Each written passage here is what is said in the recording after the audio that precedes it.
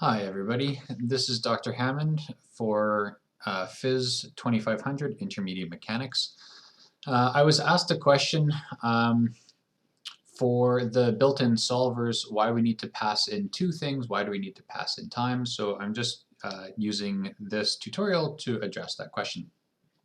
So we've already gone through these built-in solvers and how to use Euler integration, midpoint integration, and Runge-Kutta fourth order, as well as this built-in solver. And the question came up that I had been passing into this function v dot, both t and v, but I wasn't returning t, I wasn't doing anything with t, in fact, and so the question was, why am I using t as well? I guess when I had originally written the code, I'd probably started from the ODE int, this built-in solver routine, where you do have to pass in both the velocity and time because you need to pass in the initial, like the initial velocity, I guess, into this solver as well as time, the thing that you're going to be integrating over. And so just to kind of keep things the same way, I'd also passed in velocity and time, but of course, me being inconsistent, I passed it in as time and velocity. So I've rewritten this for you to have a look at. I'm not going to upload this code because it doesn't actually change anything to the code, but if you follow through this tutorial, you should be able to read how this code has been changed.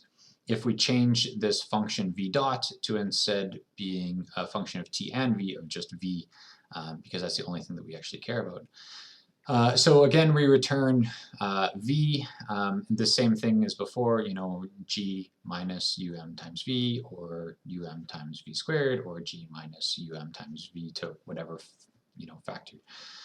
And then we go to our routines, and so Euler, I won't even talk about Euler because that's not a good routine. So for the midpoint integration, instead we're just using, because we only have v dot, we don't need to also worry about the time. So we just have in the function v dot just velocity at this count t plus dt divided by 2 times v dot of just this velocity. And we need to have this for each iteration of our velocity. And the same thing happens for our fourth order Runge-Kutta routine. So because we've only passed in velocity, we have k1 is equal to dt times v dot, which only has the argument v of that count t.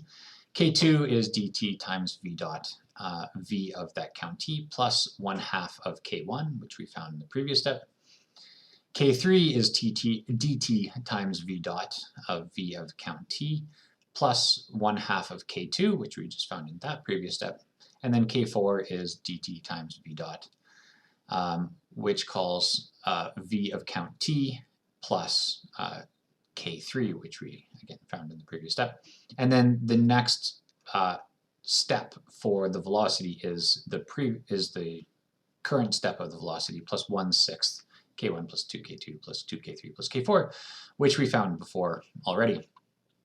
So the only difference for these solvers is that because we have only called the velocity in the function, then we only need to have the velocity in the function when we use it for the solver. By contrast, when we have the built-in solver, we still need to have v and t because we're integrating over t.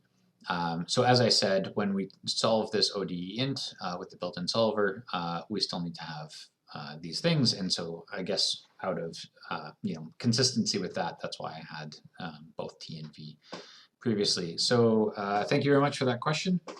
Hopefully that helps answer some questions. If you guys were seeing how I programmed it and it seemed cumbersome or inefficient, that's definitely possible. I'm not saying that these are the most efficient codes, but these are codes that will work for you when we're solving these ordinary differential equations. All right, and we'll continue on talking about this on the tutorial for Friday.